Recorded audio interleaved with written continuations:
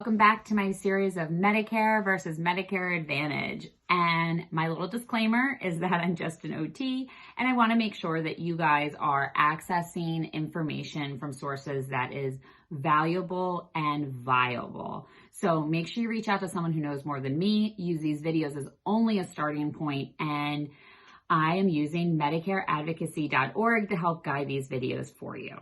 So we've already discussed the enrollment concerns for Medicare Advantage versus traditional Medicare. We've already discussed the benefits and cost sharing.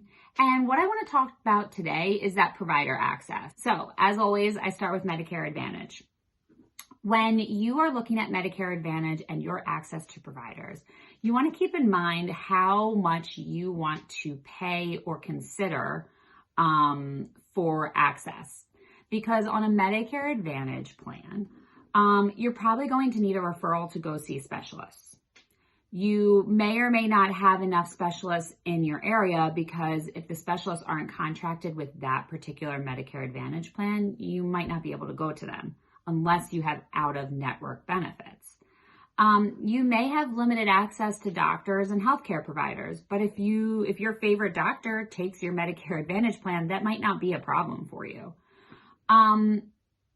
Only emergency and urgent care setups are covered outside of your geographic area when you're on a Medicare Advantage plan. So that means if you're going to visit family in a completely different state and you have a car accident and you go to the emergency room, you should be covered. The only problem is if you're staying there for recovery and you're going to see specialists in that area, those specialists won't be covered. So like once you're discharged from the hospital. So just things to consider.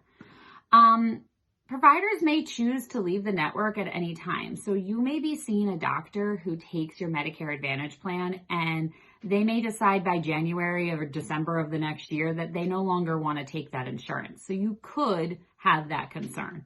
Just things to consider.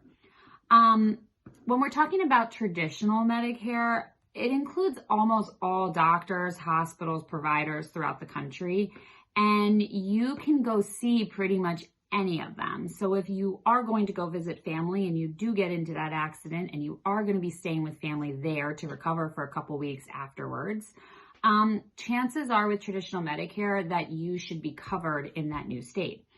Why? Medicare Advantage plans are run by the state, so the money is coming from state budgets, whereas traditional Medicare is a federally funded Medicare plan. So what that means is that it's coming from federal dollars, so it doesn't quite matter as much where you're getting the care because it's a federal government thing.